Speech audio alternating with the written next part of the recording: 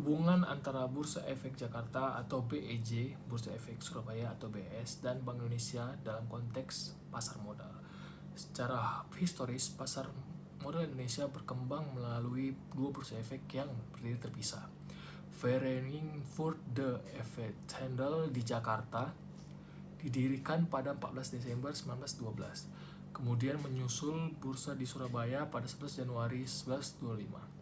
Setelah masa vakum akibat perang dan krisis, pasar modal Indonesia dibuka kembali secara resmi pada 10 Agustus 1977 dengan PT Semen Cibinong sebagai perusahaan pertama yang melakukan penawaran umum atau go public.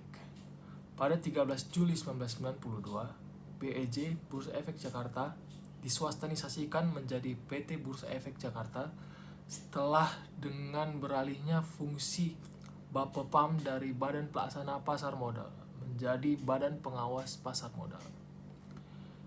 BEJ dan BES pada dasarnya menjalankan fungsi yang sama, yaitu sebagai penyelenggara perdagangan efek, saham, obligasi, dan instrumen lain.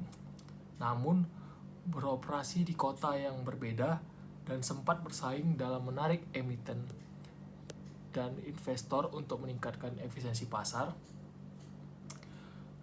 memperkuat likuiditas, dan menghindari duplikasi infrastruktur perdagangan. BEJ dan BES akhirnya digabung atau merger pada akhir tahun 2007 menjadi satu bursa tunggal bernama Bursa Efek Indonesia atau BEI. Sejak saat itu, seluruh perdagangan saham dan efek lain di Indonesia terpusat di BEI. Sebagaimana tercermin dari berbagai indikator pasar modal seperti indeks harga saham gabungan atau IHSG, nilai kapitalisasi pasar, dan frekuensi transaksi yang seluruhnya diukur berdasarkan data BEI.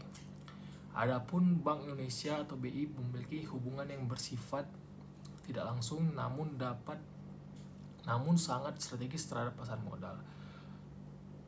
Karena BI adalah otoritas moneter atau bank sentral, bukan otoritas pengawas pasar modal itu sendiri. Berdasar beberapa keterkaitan BI dengan pasar modal di antara lain, kebijakan suku bunga acuan atau BI rate mempengaruhi daya tarik investasi di pasar modal. Ketika BI menaikkan suku bunga, instrumen perbankan seperti deposito menjadi lebih menarik sehingga dapat mengurangi minat investasi di saham dan obligasi, dan sebaliknya.